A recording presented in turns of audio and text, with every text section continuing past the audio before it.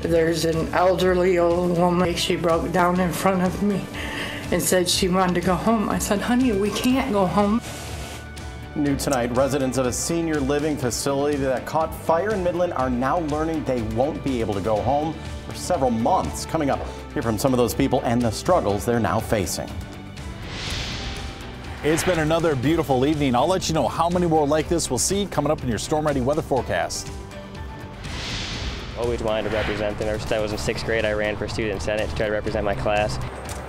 And a Flint teen is on a mission as he runs for a seat on city council. We'll introduce you to him. That's all coming up on NBC 25 News at 11. Covering all of the Flint Bay region, NBC 25 News at 11 starts right now. And developing tonight, the owner of a Midland senior living facility that caught fire says it will be several months until residents can move back in. Now many are stuck living in a motel with nothing more than a bag to their name. NBC 25's Amanda Chodnicki is in Midland and spoke to those who are now just learning they won't have a place to call home for the foreseeable future.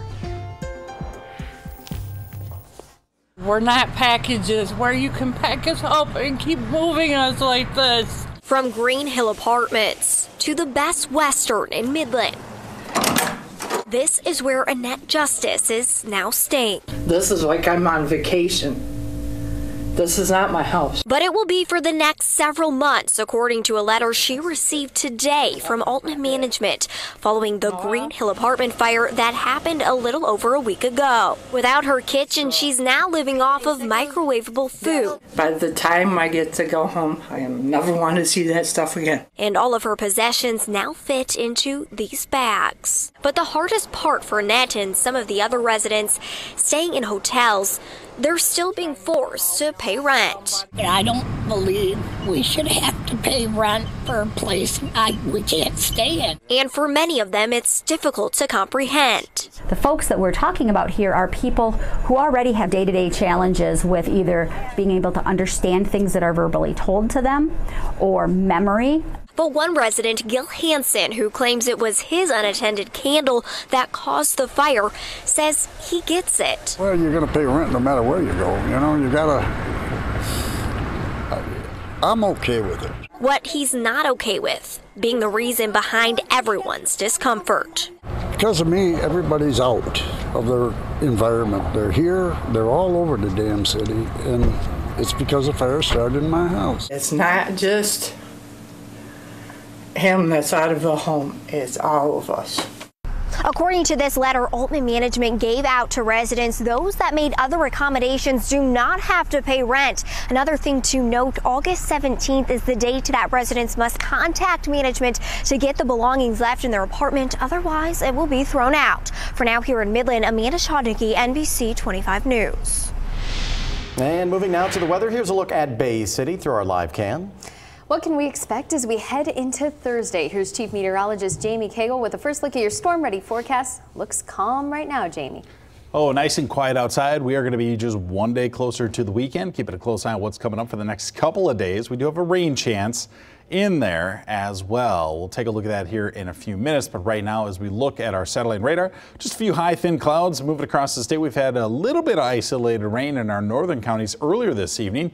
That has since moved out into Lake Huron. Temperatures throughout the 60s and looking like we're going to be dropping down into those upper 50s and low 60s for overnight lows. So still relatively comfortable, mostly clear. Again, we're going to talk about some rain chances in the next 48 hours or so. And we'll take a look at that weekend in your storm ready weather forecast. A 35-year-old Midland man is arrested for possession of child porn. Christopher Cole was arrested following an investigation after police learned Cole was downloading and sharing the material, and the digital evidence was seized from his home. Cole was charged with the receipt and possession of child sexually abusive materials. In tonight's Fugitive Files, the state police need your help finding these two that you see right here on your screen. Davita Cox and Elvino Rodriguez. Cox is wanted for probation violations. Rodriguez is wanted for a parole violation. He was last known to be in the Saginaw area. If you have any information that could help find these two, please call Crime Stoppers. The Federal Emergency Management Agency has opened a disaster recovery center in Midland to help flood victims. Representatives at the center will help register flood victims with FEMA, making them eligible for more grant money. Now, this grant would be in addition to any insurance money they're already receiving. Especially for home damage, if there was repairs to be done that were not covered by your insurance. If you had insurance, and if you didn't have insurance, also we would be able to help you. The center is open Monday through Saturday from 8 to 6. It will be closed on Sundays, but if you need to register outside those hours, you can do so online. The link is on our website, NBC25news.com. Today, Hurley Medical Center nurses voted on whether or not to authorize a potential strike. Now, if the union votes yes, it does not necessarily mean a strike would happen, only that it could. Hurley says although the process has taken longer than expected, they remain confident an agreement will be reached. The results from today's vote will not be released until the end of the month due to absentee voters. From camping in the woods to cleaning up the streets, one community group in Saginaw is turning summer break for students into a life-changing experience. NBC 25's Drew Moore joins us in the studio with how they're making Saginaw a better place, one student at a time. Drew? Right, Dave and Sadie, the First Ward Community Center in Saginaw started 86 years ago, and it's still providing a much-needed lifeline for the community today. And one program is taking some of those kids to places they have never dreamed of before. The First Ward Community Center is partnering up with a grant through the Department of Natural Resources, and they're running a week-long summer program for 36 students ages 16 to 19 years old. Now, the students perform community service projects like picking up trash from local parks. They even today held a debate that you see here at Saginaw Valley State University. The topic, how to make Saginaw a better place to live. They're also getting a paycheck while they do it, by the way. And one of the best parts they say about this summer program is all of the places they get to go. We went to Mackinac City. We camped for 2 days in Wilderness, which is near Mackinac City. And the students see all kinds of things they never saw in their life. And community center put me back in and shaped me into the person that I was meant to be, because I wasn't meant to be a statistic. To find out more about the First Ward Community Center and their decades of impact on the youth, we have that information on our website, NBC25news.com. From the studio, Drew Moore, NBC 25 News. The largest mall in the Bay City area is undergoing a name change. Bay City Mall has officially changed its name to Bay City Town Center. Now, a spokesperson for the mall says the new name more accurately reflects the mall's position in the community. Since being purchased in 2013 by a Detroit area development company, the mall has undergone significant changes. Well, this teenager is on a mission. He wants a job on Flint City Council, and he is halfway toward his goal after making it through the primary last night with strong results. Yeah, NBC 25's Stephanie Parkinson introduces us to Santino Guerra, who his opponent for the November election. 19 years old. I've always wanted to represent them. Ever since I was in 6th grade, I ran for student senate to try to represent my class. And vying for a job inside Flint City Hall. He's making a record. I have a record. And so that's the difference. Pre-law U of M Flint College student Santino Guerra is up against Flint City Council President Carrie Nelson for the 3rd Ward seat. I just seen some of the things that are going on in Flint, and I wanted to help the people as much as I can. And the people seem to like Guerra, so far at least. The people have spoken, especially last night when we got 40% of the vote out of the 4 contenders. I think that was a big momentum to help push us forward. I feel good. I'm very excited about the race in November. I feel encouraged. I know in November that we'll be victorious because I have a record. Guerra grew up in the northeast end of Flint. While water has been front and center, he says he has other issues to address. We have blight going on in our city that's, it's an eyesore to the community. We have people worrying about the type of crime that are going on. They want more police on the streets. It's not just Nelson's seat up for grabs. There are new candidates running for every seat on Flint City Council. Voters will head back to the polls in a little less than 3 months to decide who they want to represent them here at City Hall. Reporting in Flint, Stephanie Parkinson, NBC 25 News. Tensions with North Korea rising. North Korea best not make any more threats to the United States. Next on NBC 25 News at 11, President Trump's response to North Korea's threats. And 5 troops have filed a lawsuit against President Trump. Coming up, why they say their rights are being violated. Rain chances will be on the increase as we approach the weekend. We'll take a look at that and how the weekend looks in your Storm Ready weather forecast. You're watching NBC 25 News at 11 with Dave Bondy, Sadie Hughes, Chief Meteorologist Jamie Cagle, and Sports Director Tom Eschen.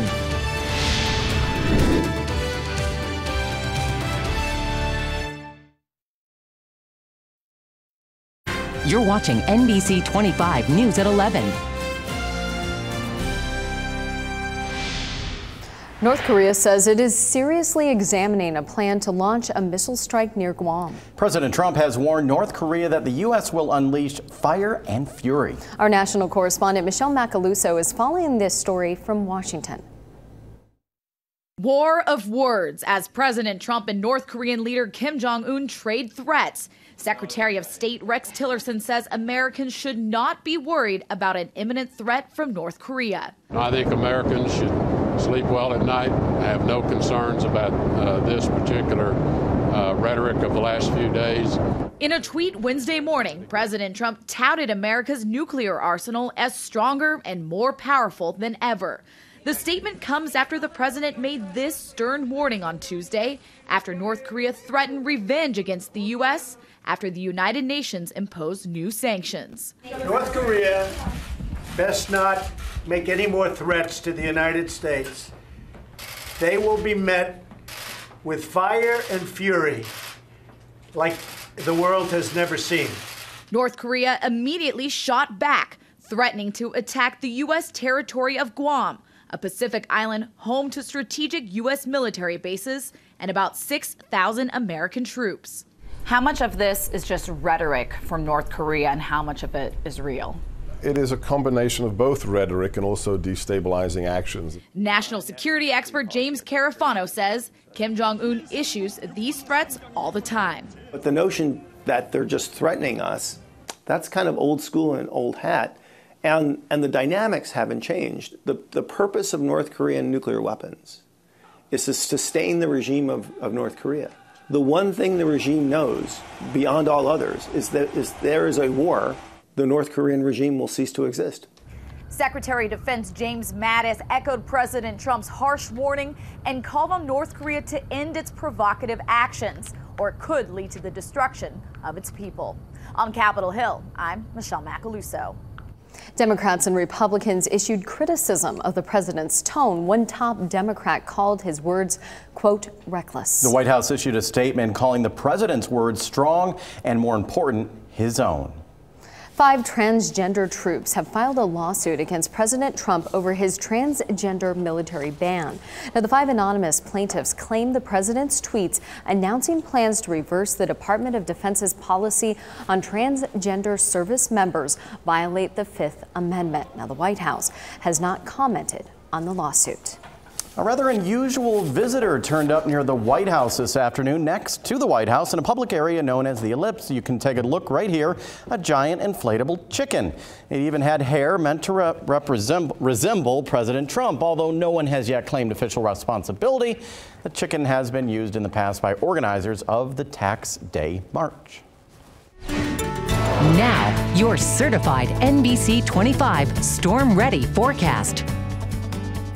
Good evening, Mid-Michigan. A beautiful evening, and it looks as though we're going to go right into another beautiful day around the area. Let's take a look, first of all, outside through our Skynet camera at the bricks of Saginaw Street, downtown Flint right now. 64 degrees, clear skies, calm winds, and that dew point sitting very close to 60 degrees. That'll be common for the next couple of days. Once we get to Saturday, you'll feel that dew point drop off, heading for those mid-50s. May feel just a little more refreshing outside. Not a big change, but a subtle one at least. And we have the high, thin clouds drifting by right now. Looking at the bigger picture, you can see the unsettled weather to the west of us. That is just going to keep pressing to the east. It looks as though by this time tomorrow night, we'll be watching some rain moving through the lower peninsula. We could find a few stray showers tomorrow as we look into those afternoon hours. In the meantime, in your futurecast, you'll see some high, thin cloud cover overhead. Get to 8 o'clock tomorrow. Starting out rather nice, partly to mostly cloudy skies expected around the area as we go into the afternoon. Our model continues to pick up a few isolated showers towards the thumb tomorrow, but again, a very low chance of rain until we get into the later part of the day. And as I mentioned, the rain starts to come in during the late night and overnight hours. Then for Friday, that's really our best chance of rain. You'll see how the scattered showers and even a few isolated thunderstorms begin to pop around the area throughout the day on Friday. Cold front comes through. By Saturday, things start to quiet down, and we'll see a much drier weather pattern return to the area. For tomorrow, though, in the MoCast, really not expecting much to impede any outdoor plans. A couple of stray showers towards the thumb possible, but again, I think dodging raindrops should be pretty easy for just about everybody tomorrow in the Grillcast. You'll see that, again, we'll still be around 80 degrees at the 7 o'clock hour, but looking beautiful. Shiawassee County Fair, low 80s tomorrow, mix of sun and clouds, looking like another beautiful day for us. Any late evening plans that go into the late night hours, again, then you start to worry about some of the rain.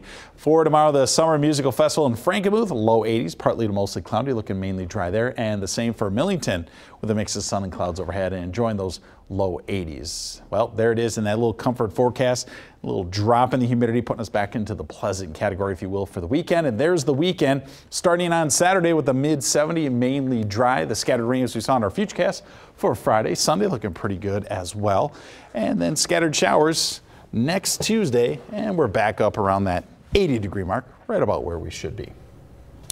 Football players like that, not too humid, so good for practice, right? Exactly. I was at a couple practices today. We are inching closer and closer to the start of football season. Next up on NBC 25 News, we'll hear from Carmen Ainsworth. Plus, the Tigers returned home in desperate need for a win. Did their offense show up tonight against Pirates? I have highlights up next. But first, here's a look at the stories trending right now on NBC25News.com.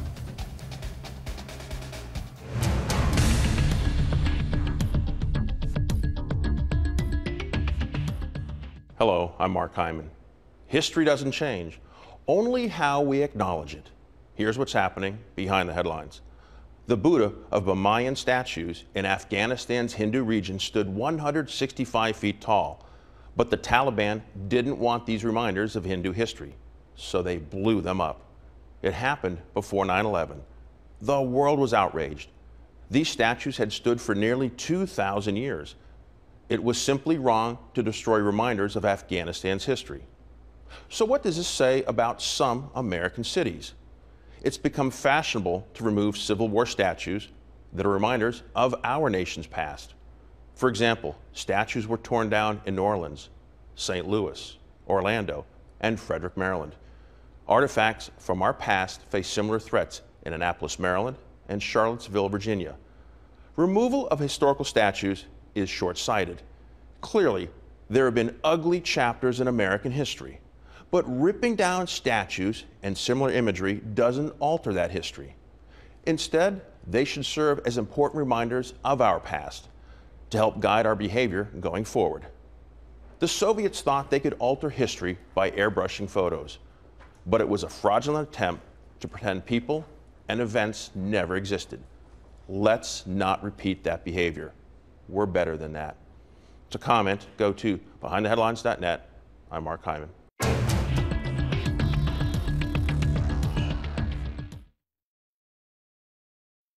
You're in the game with NBC 25 Sports.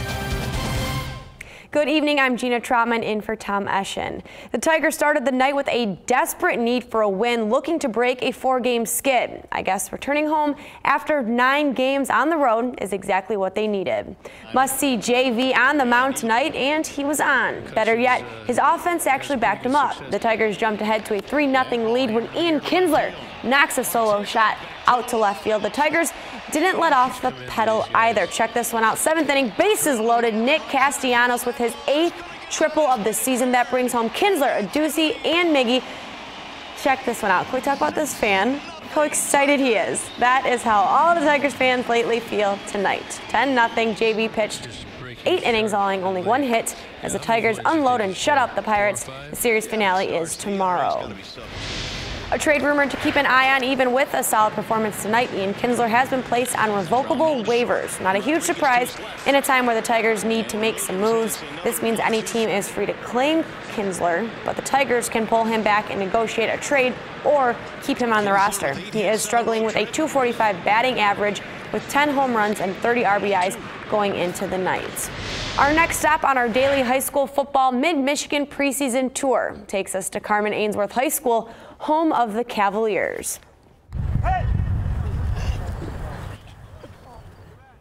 The Cavaliers went 6-4 last year. That includes a disappointing first-round playoff exit after a mid-season 5-game win streak. The team was young last season, but brings back experience this time around. That is something they and the coaches hope evolves into leadership and success. Well, that's what we were lacking last year, is a little bit of leadership, and that's what we've been trying to instill in these kids this year. Is we need some guys to step up and be some leaders. We can't be out there on the field and instructing them all the time. They got to step up and be able to do those things on their own. When I say control the team, I mean like everything has to run through me. The tempo I'm going, they gonna come behind me, and we just gonna roll as a team.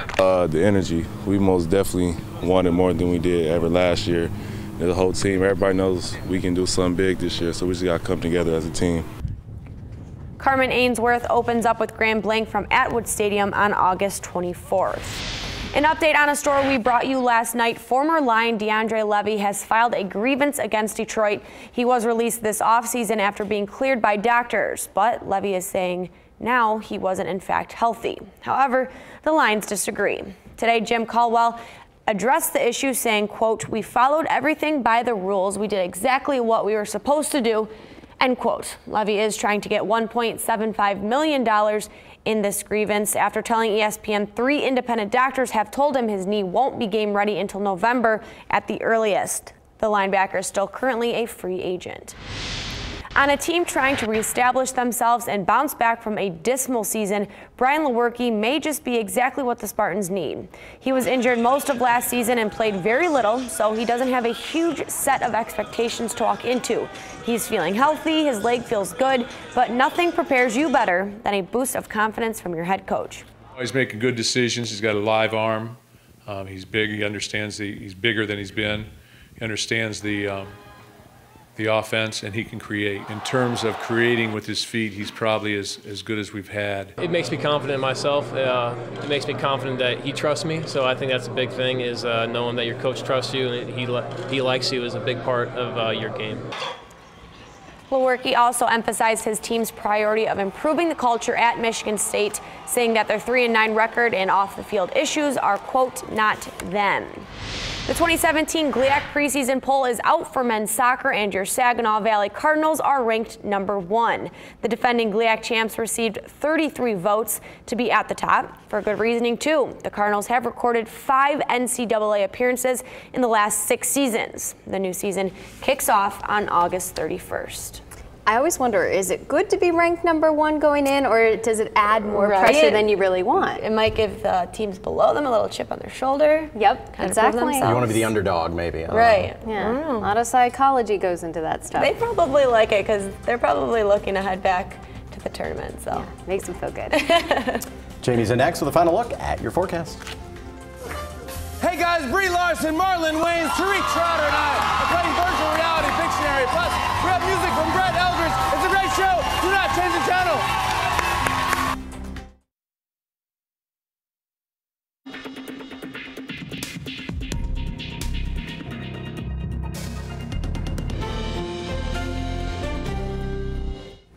Welcome back. Yeah, don't have to worry about any rain tonight or tomorrow. The rain chances stay really low until late tomorrow night into Friday. Friday will be likely the worst of it, or the heaviest chance, greatest chance of rainfall in the area will be on Friday. I think tomorrow this time we might be watching some showers coming our way, and it's mainly dry. A couple of pop-up showers may be possible. In the grand scheme of things, most everybody stays dry tomorrow the way it looks.